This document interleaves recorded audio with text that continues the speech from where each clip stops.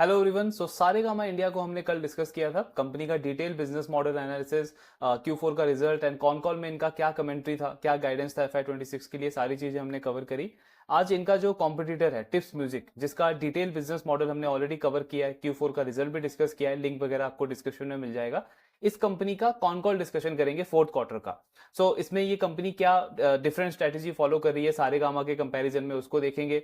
कुछ चीजों को लेकर के कंसर्न भी है मार्केट में, वो भी डिस्कस करेंगे कि मैनेजमेंट का क्या व्यू है उस पर, एंड ओवरऑल कैसा आउटलुक अपॉर्चुनिटी लगता है, ये सारी चीजें देखेंगे।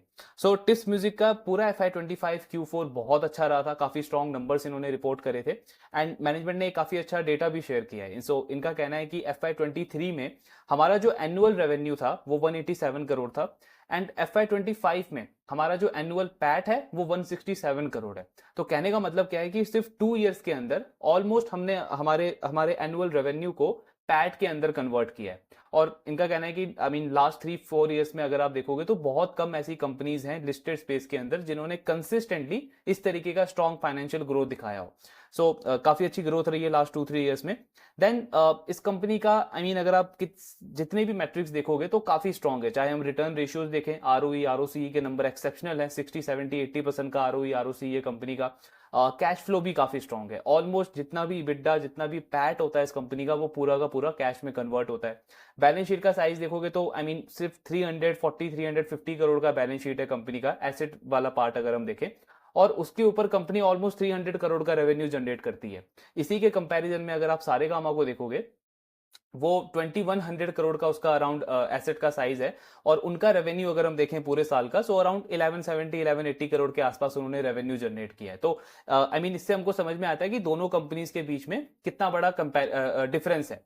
प्लस दूसरा चीज अगर आप देखोगे टिप्स म्यूजिक का, तो डिविडेंड भी काफी अच्छा देती है। आई थिंक 1.23% का डिविडेंड यील्ड है इस कंपनी का, और इस पूरे साल में इन्होंने बायबैक भी अच्छा किया है। पूरा डिविडेंड पे आउट रेशियो अगर हम देखें टिप्स म्यूजिक का, तो 80-82% के आसपास इनका पे आउट रेशियो रहा है FY25 के अंदर।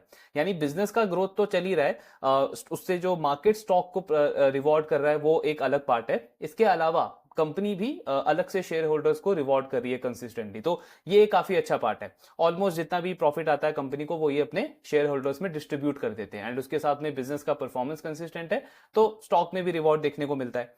देन फ्यूचर स्ट्रेटेजी क्या है इस कंपनी की? तो मैनेजमेंट का कहना है कि FY26 में हमारे रेवेन्यू का 25 से 28% जो है वो हम न्यू कंटेंट में इन्वेस्ट करेंगे। एक तरीके से कैपेक्स हम बोल सकते हैं इसको, कैपेक्स या ओपेक्स। 25 से 28% कंपनी न्यू कंटेंट के अंदर इन्वेस्ट करेगी। यानी अगर नंबर टर्म्स में हम देखें तो समवेयर अराउंड 95 करोड़ से लेकर के 110-120 करोड़ का कंपनी का इन्वेस्टमेंट रहेगा न्यू कंटेंट के ऊपर। अगर आप सारेगामा को देखोगे जो हमने कल डिस्कस किया था, वो कंपनी नेक्स्ट 2 इयर्स के अंदर 1000 करोड़ का इन्वेस्टमेंट प्लान कर रही है न्यू कंटेंट के ऊपर। तो एनुअलाइज अगर हम उसको करें तो 500 करोड़ के आसपास होता है। सारेगामा जो है वो काफी एग्रेसिवली प्ले कर रहा है उस पार्ट के ऊपर, न्यू कंटेंट एक्विजिशन के पार्ट पे। टिप्स म्यूजिक ऑफकोर्स कैपेक्स तो ये भी कर रहे हैं, लेकिन उतना एग्रेसिव नहीं है। इनका 25 से 28% के बीच में रहने वाला है। FY25 अगेन बहुत अच्छा गया है, 29% का पूरे साल में रेवेन्यू ग्रोथ आया है और 31% का पैट ग्रोथ आया है कंपनी का। रेवेन्यू स्ट्रीम्स इस कंपनी के लिए डिजिटल और नॉन डिजिटल, मतलब डिजिटल से 75% रेवेन्यू आता है, नॉन डिजिटल से 25% रेवेन्यू आता है। अब डिजिटल में भी यूट्यूब सबसे बड़ा रेवेन्यू कॉन्ट्रीब्यूटर है।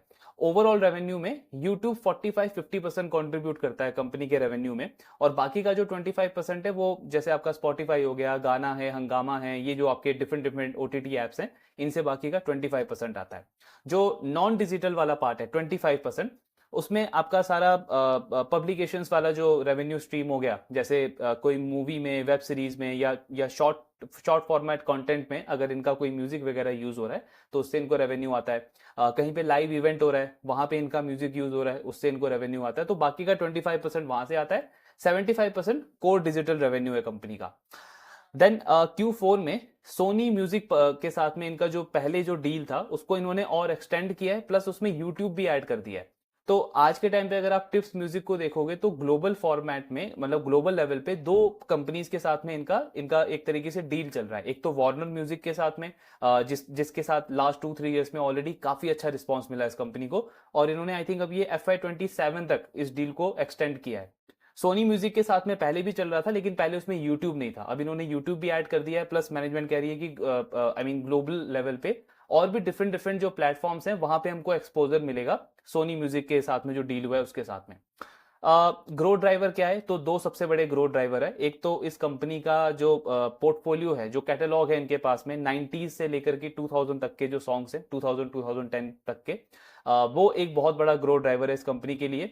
बिकॉज मैनेजमेंट ने खुद कितने कॉन कॉल्स में बोला है कि कई बार आप अगर देखोगे हमारा लास्ट 3-4 ईयर्स में, तो जो न्यू कंटेंट है, न्यू सॉन्ग्स जो हमने एक्वायर किए हैं, उसमें इतना बड़ा ग्रोथ हमको देखने को नहीं मिला है, लेकिन स्टिल हमने 30% से कंसिस्टेंटली रेवेन्यू को ग्रो किया। क्यों? बिकॉज वो जो हमारा 90s वाला जो पोर्टफोलियो है, वो जो कैटलॉग है, उसने बहुत ही एक्सेप्शनल परफॉर्मेंस दिया है हमको। तो और वो अभी भी कंटिन्यूसली डिलीवर कर रहा है, तो इसलिए मैनेजमेंट श्योर है कि ये मोमेंटम जो है वो सस्टेन रह सकता है।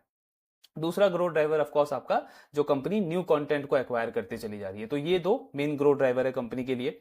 देन Q4 में अगर हम पर्टिकुलरली देखें, तो ये केस एक्चुअली इनके साथ में ऑलमोस्ट हर एक क्वार्टर में होता है। इस क्वार्टर में 2006 की एक मूवी है, शादी करके फंस गया यार, तो उसका एक सॉन्ग है, वो सॉन्ग जो है उस पे almost 9 million I mean 9 million reel उस पे क्रिएट हुए हैं उस पर्टिकुलर सॉन्ग पे, और 2 बिलियन से ज्यादा व्यूज आया उसका इंस्टाग्राम के ऊपर। अब आप अगर देखो, ये मूवी जो है वो 2006 में रिलीज हुई, उसका जो भी कंटेंट क्रिएट का जो इन्वेस्टमेंट था वो सारा कुछ 2005-06 के अराउंड हो चुका है। लेकिन उस पोर्टफोलियो से कंपनी को जो इतना ज्यादा व्यूज, इतना ज्यादा रेवेन्यू आया है, वो इस पर्टिकुलर क्वार्टर के अंदर आया है, Q4 के अंदर आया है। सिमिलरली एक और music I mean music album का राइट था इनके पास, आंदोलन मूवी है 1995 की, उसका भी एक जो कोई सॉन्ग है, उसने पूरे साल में यूट्यूब के ऊपर 100 मिलियन से ज्यादा व्यूज जनरेट किया इस कंपनी के लिए। तो इस बिजनेस मॉडल में सबसे बड़ा एडवांटेज क्या है कि वन टाइम कॉस्ट लगता है आपको एक कंटेंट को क्रिएट करने में, लेकिन आई मीन अगर वो पॉपुलर है, आपने सही जगह पे इन्वेस्ट किया है, तो टाइम टू टाइम वो आपको बहुत अच्छे रिटर्न डिलीवर करता है, क्योंकि वो वाला कॉस्ट तो आपका अब जा चुका है, लेकिन आज भी 25-30 ईयर्स के बाद भी वो आपको इतना अच्छा रेवेन्यू जनरेट करके दे रहा है, प्लस नए सब्सक्राइबर्स आपके ऐड होते जा रहे हैं उसकी वजह से। सो वो वाला जो बेनिफिट है वो डायरेक्टली आपके बॉटम लाइन में ऐड होता है, क्योंकि आप कोई इन्वेस्टमेंट थोड़ी कर रहे हो आप। तो ये एक बड़ा एडवांटेज है इनके पास में।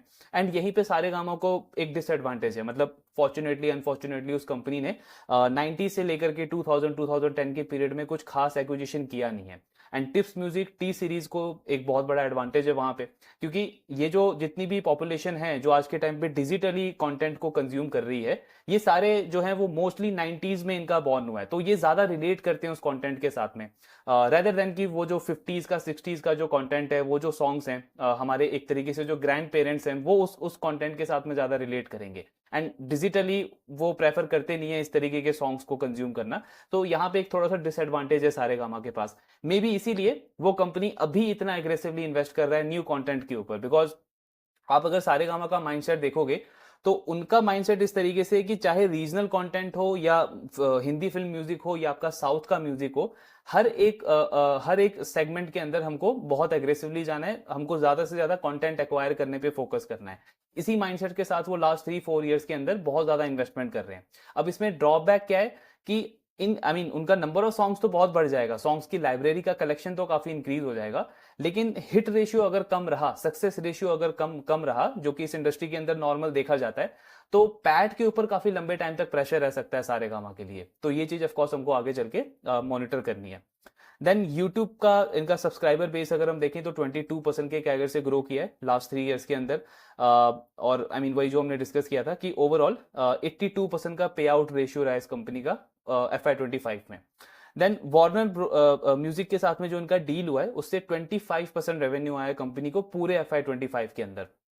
तो ये डील काफी अच्छा चल रहा है। सोनी म्यूजिक के साथ में जो इनका डील हुआ है, कंपनी कह रही है इससे भी आगे चल के काफी अच्छा ग्रोथ रेवेन्यू एक्सपेक्टेड है, बिकॉज उनके मतलब काफी सारे जो आपके सोसाइटीज होते हैं उनके साथ में उनका नेटवर्क है। सोसाइटीज क्या होता है म्यूजिक कंपनीज में, ये एक तरीके के ऑर्गेनाइजेशंस होते हैं। जैसे आपके आर्टिस्ट हैं, जिसने जो सॉन्ग का राइटर है या आपका जो जिसने सॉन्ग को कंपोज किया है या जो सिंगर है, इन सब के बिहाफ पे ये जो ऑर्गेनाइजेशंस होती है ये रॉयल्टीज कलेक्ट करती है। तो जितने ज्यादा सोसाइटीज के साथ में आपका नेटवर्क होगा उतना ज्यादा हाई पोटेंशियल है कि आप अच्छा खासा रेवेन्यू जनरेट कर सकते हो रॉयल्टीज के थ्रू। तो ये कंपनी क्या कह रही है कि सोनी म्यूजिक जो है उसका ग्लोबल लेवल पे काफी काफी सारे सोसाइटीज और ऑर्गेनाइजेशंस के साथ में उनका टाई अप है, नेटवर्क है, प्लस उनके पास में नेगोशिएशन पावर भी है। तो हमको अगेन वहां से ये वाला भी एडवांटेज मिलेगा रॉयल्टीज वाला। देन यूट्यूब का अगर हम ग्रोथ देखें इनका बिजनेस का, तो कंपनी कह रही है कि ऑलमोस्ट वो उसी पेस पे ग्रो कर रहा है जिस पेस पे हमारा टिप्स का ओवरऑल कंसोलिडेटेड रेवेन्यू ग्रो कर रहा है, मतलब वो 25 से 30% के रेंज में। देन इन्होंने थोड़ा सा प्रोविजनिंग वगैरह किया है डाउटफुल डेट्स के अगेंस्ट में 2.5 करोड़ के आसपास, तो इनका अदर एक्सपेंस थोड़ा सा इंक्रीज हुआ है इस साल।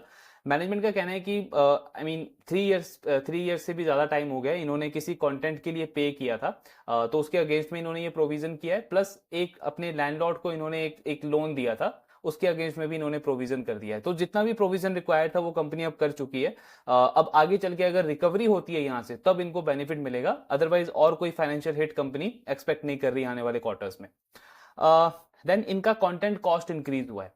सो आई मीन पहले जिस कॉस्ट पे कंपनी सॉन्ग्स को एक्वायर करती थी वो थोड़ा सा इंक्रीज हो गया इस टाइम पे, इस पूरे फाइनेंशियल ईयर में। सो मैनेजमेंट का कहना है कि ये इंडस्ट्री का ट्रेंड चल रहा है एक्चुअली। अगर आज के टाइम पे आपको किसी भी ए ग्रेड मूवी के अंदर इन्वेस्ट करना है, मतलब उसका म्यूजिक राइट परचेज करना है, और उसमें एक दो भी अगर नॉर्मल स्टार भी हैं तो भी आपको काफी हाई कॉस्ट पे करना पड़ता है। पहले वो 20-30 करोड़ के रेंज में होता था, आज के टाइम पे आपको 35-40 करोड़ तक पे करना पड़ता है। तो ओवरऑल इंडस्ट्री लेवल पे ही कॉस्ट जो है वो काफी इंक्रीज हो गया लास्ट कुछ टाइम में। ग्रोथ का गाइडेंस क्या है? सो मैनेजमेंट कह रहा है इंडस्ट्री जो है म्यूजिक वो 15 से 20% के रेट पे ग्रो करने को देख रही है, एंड हम काफी कंफर्टेबल हैं, कॉन्फिडेंट है कि हम 30% के रेट से ग्रो कर सकते हैं। 30% टॉप लाइन, 30% बॉटम लाइन। जब हमने सारे कामों को डिस्कस किया था तो उसका इंडस्ट्री ग्रोथ एक्सपेक्टेड था 7 to 8%। क्यों? बिकॉज वो काफी ब्रॉडर लेवल पे प्ले कर रहे हैं, उनका वीडियो वर्टिकल भी आ जाता है, आपका लाइसेंसिंग बिजनेस भी आ जाता है, आर्टिस्ट मैनेजमेंट भी आ जाता है। ये कंपनी सिर्फ म्यूजिक पे फोकस कर रही है। तो ये जो उन्होंने 15 से 20% इंडस्ट्री ग्रोथ बोला है, ये म्यूजिक इंडस्ट्री का ग्रोथ बोला है। इसीलिए कंपनी कह रही है कि हमारा बेस क्योंकि छोटा है तो हम 30% पे आराम से ग्रो कर सकते हैं। देन पेड सब्सक्रिप्शन वाले पार्ट पे ये दोनों मैनेजमेंट बुलिश हैं। सारेगामा का भी वही सेम कहना था, ये कंपनी भी सेम चीज बोल रही है कि नेक्स्ट कुछ क्वार्टर्स के अंदर या 1-2 साल के अंदर हार्डली पूरी इंडस्ट्री जो है वो आपको पेड मॉडल की तरफ शिफ्ट होते हुए दिखेगी। आज के टाइम पे भी हार्डली सिर्फ 2 ही प्लेयर्स हैं, एक तो आपका स्पॉटिफाई है, दूसरा आपका जियो सावन है जो फ्री स्ट्रीमिंग आपको प्रोवाइड करता है। स्पॉटिफाई भी अपने कंज्यूमर्स को पुश कर रहा है कॉन्स्टेंटली कि वो पेड मॉडल की तरफ जाए। मतलब अगर आप स्पॉटिफाई यूज करते हो तो बहुत सारी जो उसके फीचर्स हैं वो अवेलेबल नहीं है फ्री वर्जन के अंदर, प्लस उसका जो फंक्शनिंग भी है वो भी काफी कॉम्प्लेक्स हो चुका है आज के टाइम पे। तो आई मीन अच्छा एक्सपीरियंस नहीं है वो यूजर के लिए। तो एक तरीके से वो भी पुश कर रहे हैं कंज्यूमर को कि कंज्यूमर जो है वो हमारा पेड वर्जन की तरफ आए। तो डायरेक्शनली पूरी इंडस्ट्री पेड वर्जन की तरफ शिफ्ट करेगी। देन उसके ऊपर से इनकी मैनेजमेंट का कहना है कि अगर आप इंडस्ट्री का भी ग्रोथ देखोगे तो इन्होंने एक काफी अच्छा स्लाइड भी शेयर किया है यहाँ पे। सो ये वाला पार्ट अगर आप देखोगे, इनका कहना है कि 2000 कैलेंडर ईयर 2023 के अंदर ग्लोबल लेवल पे 7.1 ट्रिलियन जो है वो आपका ऑडियो वीडियो की स्ट्रीमिंग हुई है, 7.1 ट्रिलियन। इसमें इंडिया का कंट्रीब्यूशन कितना रहा है? 1 ट्रिलियन, एंड ये उससे लास्ट ईयर में 81% से इंक्रीज हुआ है। तो अगर आप इंडिया का कंट्रीब्यूशन देखोगे ग्लोबल लेवल पे ऑडियो स्ट्रीमिंग के अंदर तो सिर्फ 15% है, वॉल्यूम टर्म्स में सिर्फ 15% है। तो ऑफकोर्स यहाँ से ग्रोथ का स्कोप जो है वो काफी ज्यादा है। प्लस अगर हम इसको वैल्यू टर्म्स में देखते हैं तो सिर्फ 2% का कंट्रीब्यूशन है, यानी वॉल्यूम में तो स्टिल हम 15% कंट्रीब्यूट कर रहे हैं, वैल्यू में हमारा कंट्रीब्यूशन सिर्फ 2% है। क्यों? बिकॉज हमारे यहाँ पे मीडिया एंटरटेनमेंट अभी भी जो बहुत बड़ा पार्ट है वो फ्रीली लोग कंज्यूम करते हैं, मतलब पेड वर्जन अभी भी उसका आई मीन ग्रोथ तो क्या अभी स्टार्ट भी नहीं हुआ एक तरीके से। इसीलिए बोला जाता है कि ये जो पेड सब्सक्रिप्शन वाला जो मॉडल चल रहा है आपका ये सारे ऑडियो स्ट्रीमिंग ऐप के अंदर, ये बहुत बड़ा ग्रोथ लेकर के आएगा पूरी म्यूजिक इंडस्ट्री के लिए। सो इसीलिए इतना बड़ा ग्रोथ एक्सपेक्टेड है। अभी वैल्यू में सिर्फ 2% कंट्रीब्यूट कर रहे हैं हम, हालांकि वॉल्यूम में फिर भी 15% का कंट्रीब्यूशन है। तो कंपनी कह रही है नेक्स्ट 4-5 ईयर्स में ये एक बहुत बड़ा ग्रोथ लीवर रहेगा पूरी इंडस्ट्री के लिए। देन मार्जिन के ऊपर इनका सेम गाइडेंस है, 64 से 67% के बीच में कंपनी मार्जिन वगैरह एक्सपेक्ट कर रही है। एंड ये चीज इनको पूछा भी गया एक्चुअली कि ये सडनली आपका जो पुराने सॉन्ग्स हैं वो ऐसे कैसे फेमस हो जाते हैं किसी एक पर्टिकुलर क्वार्टर में, मतलब 20-20 30-30 साल पुराने सॉन्ग्स हैं वो अब एकदम से इतना ज्यादा वायरल हो जाता है। तो मैनेजमेंट कह रही है कि ये बहुत नॉर्मल है हमारे बिजनेस के अंदर। एक तो सबसे बड़ा पॉइंट वही है कि 90 से लेकर के वो जो 2010 का पीरियड है, जितने भी पॉपुलर सॉन्ग्स हुए उस पीरियड में वो हमारे पास में है। और जो भी आप ये शॉर्ट्स देखते हो, रील्स देखते हो, इसको कंज्यूम करने वाले प्लस इसको क्रिएट करने वाले, इन दोनों का जो एज है वो ऑलमोस्ट उसी पीरियड के अराउंड आता है। तो ये ज्यादा रिलेटेबल कंटेंट है उनके लिए।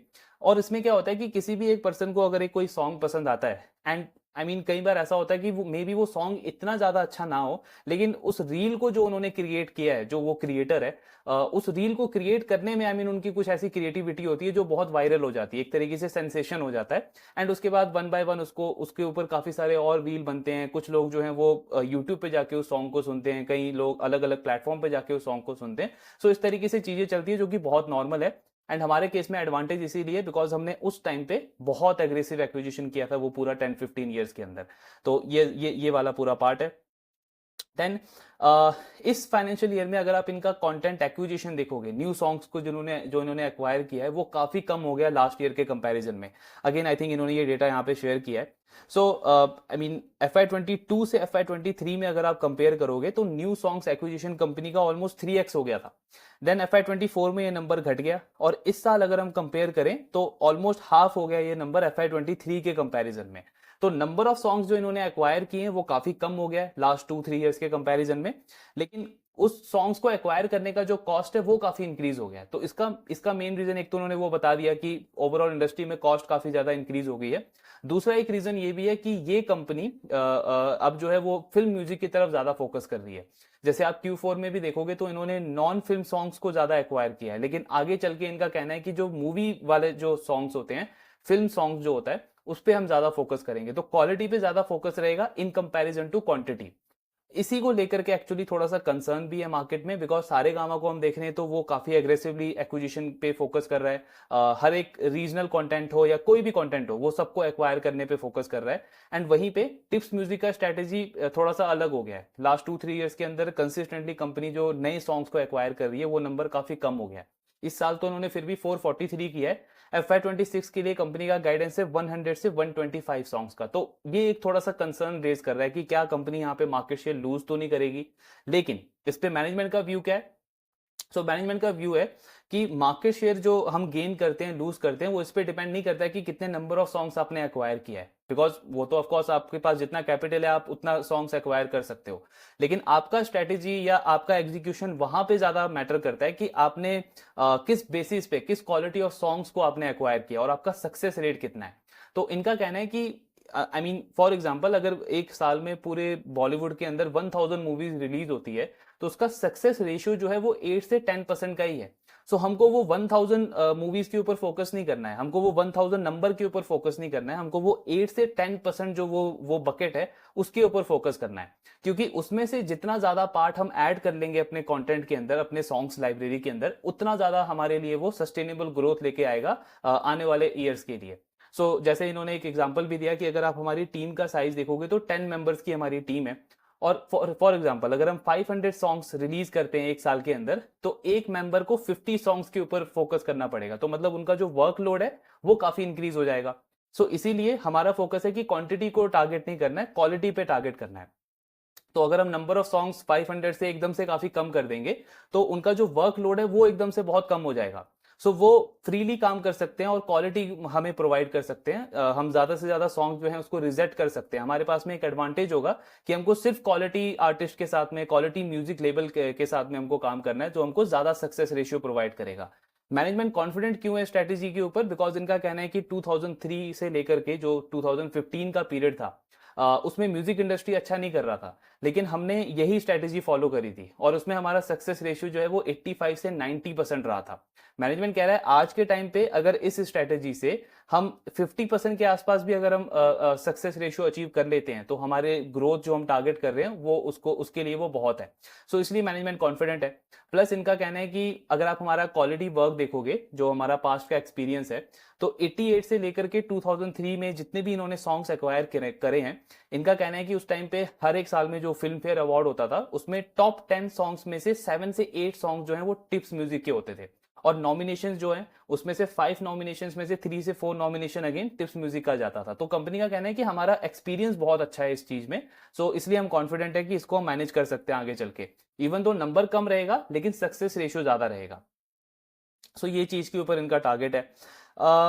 बाकी इनका कैश फ्लो वगैरह मैनेजमेंट वही कह रही है कि अगर आप 2-3 इयर्स के एवरेज के बेसिस पे देखोगे तो कैश फ्लो आपको ज्यादा बेटर पिक्चर रिफ्लेक्ट करेगा। बिकॉज क्या होता है कि कई बार जैसे वार्नर के साथ में इनका डील है, सोनी म्यूजिक के साथ में इनका डील है, तो कई बार जो पेमेंट है वो आपका फाइनेंशियल ईयर से पहले आ जाता है, कई बार फाइनेंशियल ईयर के बाद आता है, नेक्स्ट क्वार्टर में आता है। तो इसलिए कैश फ्लो 2-3 इयर्स के एवरेज के बेसिस पे देखेंगे तो वो ज्यादा बेटर पिक्चर देगा।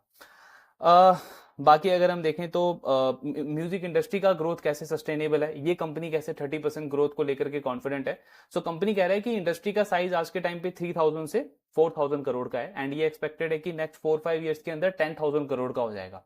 जब म्यूजिक इंडस्ट्री इतने फास्ट पेस पे ग्रो करेगी और उसके ऊपर से ये एक्सपेक्टेड है कि लोग पेड सब्सक्रिप्शन की तरफ जाएंगे, जो कि अभी बहुत अंडर पेनिट्रेशन है उसके अंदर, और हमारा जो म्यूजिक लाइब्रेरी है, हमारा जो कैटलॉग है, वो एक और हमको कॉन्फिडेंस देता है कि ये 30% का growth number at least next 3 years तक कंपनी कह रही है कि हम कॉन्फिडेंट है इसको कंटिन्यू रख सकते हैं। एक और रीजन इन्होंने शेयर किया है कि क्यों ये कॉन्फिडेंट है कि लोग पेड सब्सक्रिप्शन की तरफ ही शिफ्ट करेंगे। इनका कहना है 2007-8 का पीरियड अगर आप देखोगे, जो हमने कल भी डिस्कस किया था सारेगामा के केस में, कि जो सीआरबीटी था आपका, caller ring back tone, I think इसका फुल फॉर्म है, तो उस टाइम पे ऐसी मेंटालिटी थी कि ये क्यों पॉपुलर होगा। आई मीन कोई भी जो है वो दूसरे को सॉन्ग सुनाने के लिए क्यों मंथली बेसिस पे 30-40-50 रुपीज पे करेगा अपने टेलीकॉम कंपनीज को। लेकिन लोग करते थे, ये काफी पॉपुलर हुआ उस टाइम पे। आई मीन सॉन्ग आप नहीं सुन रहे हो, जो आपको कॉल कर रहा है वो सॉन्ग सुन रहा है, लेकिन उसके लिए आप मंथली बेसिस पे 30-40 रुपीज पे कर रहे हो। प्लस अलग से अगर आप कोई सॉन्ग डाउनलोड कर रहे हो तो मंथली बेसिस पे आपको 15 रुपीज पर सॉन्ग देना, उसका पे करना पड़ता था पर डाउनलोड का। तो कंपनी कह रही है ये उस टाइम पे बहुत पॉपुलर हुआ और टेलीकॉम कंपनीज ने इस रेवेन्यू मॉडल से 4000 से 5000 करोड़ का रेवेन्यू जनरेट किया। हालांकि इन कंपनीज का क्योंकि अच्छा फेस नहीं चल रहा था तो इनको रेवेन्यू शेयरिंग सिर्फ 700-800 करोड़ ही मिलता था। लेकिन ये एक तरीके से पोटेंशियल दिखाता है कि इंडिया में, आई मीन अगर म्यूजिक और एंटरटेनमेंट की बात करें तो लोग कंज्यूम करने के लिए, पे करने के लिए रेडी हैं। और आई मीन आज भी अगर हम देखें इस इंडस्ट्री में तो सिर्फ 2 ही प्लेयर्स है, एक आपका स्पॉटिफाई है और एक आपका जियो सावन है, जो आपका फ्री स्ट्रीमिंग प्रोवाइड करता है।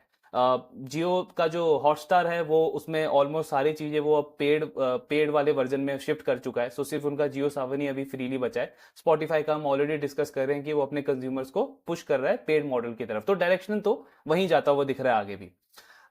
देन आई मीन मैनेजमेंट काफी कॉन्फिडेंट है कि नेक्स्ट पाइपलाइन काफी स्ट्रांग है इनकी, काफी नए नए प्रोजेक्ट्स आ रहे हैं इनके पास में। इस फाइनेंशियल ईयर में 12 फिल्म जो हैं वो एक्सपेक्टेड हैं जो रिलीज होंगी, उनका म्यूजिक राइट्स इनके पास में अवेलेबल है। बाकी अगर हम डिस्कस करें, एक और डेटा पॉइंट इन्होंने काफी अच्छा शेयर किया है कि एक्सक्लूडिंग यूट्यूब, इंडिया में जो म्यूजिक लिसनर्स हैं वो उनका नंबर क्या है। तो 180 से 200 मिलियन जो हैं वो इंडिया में म्यूजिक लिसनर्स हैं। इनमें से पेड वाले जो हैं वो सिर्फ 5% है, लेकिन इनका रेवेन्यू में कंट्रीब्यूशन 10% आता है। तो मतलब पूरा म्यूजिक इंडस्ट्री अगर हम देखें इंडिया में 10% रेवेन्यू अभी पेड वर्जन से आ रहा है, पेड सब्सक्राइबर से आ रहा है। मतलब अगेन ग्रोथ पोटेंशियल यहाँ पे भी काफी ज्यादा है। लास्टली अगर हम देखें तो वही पे बैक पीरियड इनका कहना है कि 4 से 5 इयर्स का रहेगा। सारेगामा का 5 इयर्स है, यहाँ पे भी एक एज है, एक कॉम्पिटेटिव एज है टिप्स म्यूजिक के पास में। इनका पे बैक पीरियड 4 से 5 इयर्स का है। सो मैनेजमेंट कह रहा है ये हम कॉन्फिडेंट है कि आगे ये सस्टेन रहेगा आने वाले टाइम के अंदर। तो ये पूरा कॉन कॉल वाला पार्ट था टिप्स म्यूजिक का। आई मीन रेवेन्यू वगैरह, ग्रोथ वगैरह तो अच्छा रिपोर्ट कर रहा है ये FY25 के अंदर। प्लस और काफी सारे पॉइंट्स हैं जहां पे ये सारेगामा को आउट परफॉर्म करता है। नेक्स्ट ईयर के लिए गाइडेंस भी इन्होंने सेम मेंटेन रखा है 30% का। एक जो थोड़ा सा आई मीन कंसर्न तो नहीं बोलेंगे, लेकिन जो हमको मॉनिटर करना है कि जो स्ट्रेटेजी इन्होंने चेंज करी है कि number of songs come acquire करेंगे, क्वालिटी पे ज्यादा फोकस रहेगा। सो वो अगर ठीक से प्ले आउट कर गया तब तो आई मीन प्रॉफिटेबिलिटी में और एनहांसमेंट देख सकते हैं हम एक्चुअली कंपनी का। तो उसको क्लोजली मॉनिटर करना है। हालांकि इन्होंने पास्ट में उसको करके दिखाया है 88 से 2000 के बीच में, देन 2000 से 2015 के बीच में, तो वो देखना है कि क्या कंपनी उसको वापस से रिपीट कर पाती है, नहीं कर पाती है। रिस्क इसमें क्या है कि अगर आप नंबर ऑफ सॉन्ग्स कम कर दोगे एंड इन केस अगर आपका जो आप सॉन्ग्स एक्वायर कर रहे हो, क्वालिटी पे फोकस कर रहे हो, अगर वो वायरल नहीं होता है, वो ज्यादा व्यूज ज्यादा रेवेन्यू आपके लिए जनरेट नहीं करता है, तो नेक्स्ट 1-2 ईयर्स के अंदर इनका ग्रोथ जो है वो घटने लग जाएगा। सारेगामा के केस में उनका चैलेंज क्या है कि अगर वो जैसे वो बहुत सारे सॉन्ग्स को एक्वायर कर रहे हैं, उस अकॉर्डिंग अगर उनका सक्सेस रेट नहीं रहा, वैसे इंडस्ट्री का डेटा भी यही कहता है कि 8 से 10% ही आपके सॉन्ग्स जो हैं वो सक्सेसफुल होते हैं।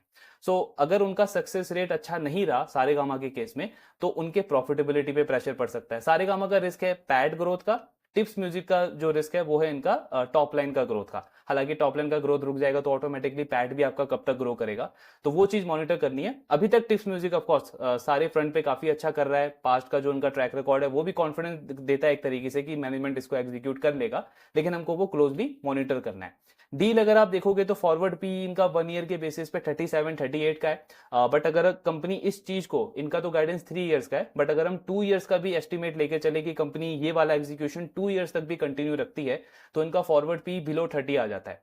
बट ऑफकोर्स हमको इतना लंबा नहीं सोचना है, क्वार्टर आफ्टर क्वार्टर देखना है। बिजनेस हमने बहुत बार देखा है कि बहुत जल्दी चीजें चेंज होती है, तो एग्जीक्यूशन हमको क्लोजली मॉनिटर करना है एंड उसके अकॉर्डिंग देखना है कि आगे बिजनेस के प्रोस्पेक्ट्स कैसे लग रहे हैं। अभी डील अच्छा है, ग्रोथ वगैरह अच्छा है, गाइडेंस भी कंपनी का ठीक लग रहा है, और जो इनके रिटर्न मैट्रिक्स हमने डिस्कस किए हैं, कैश फ्लो जो इतना स्ट्रांग है कंपनी का, पे आउट रेशियो काफी स्ट्रांग है इस कंपनी का, ये सारे फैक्टर्स एक्चुअली अगर मार्केट में बहुत अच्छा सेंटीमेंट हो तो इस तरीके के स्टॉक्स में एक अच्छा री रेटिंग भी देखने को मिलता है। बट अभी ऑफकोर्स थोड़ा सा सेंटीमेंट अपोजिट साइड पे है, बिजनेस ठीक कर रहा है, बाकी इसका ट्रैकिंग कंटिन्यू रखते हैं। आपके जो भी डाउट्स है शेयर करते रहिए। Thank you very much.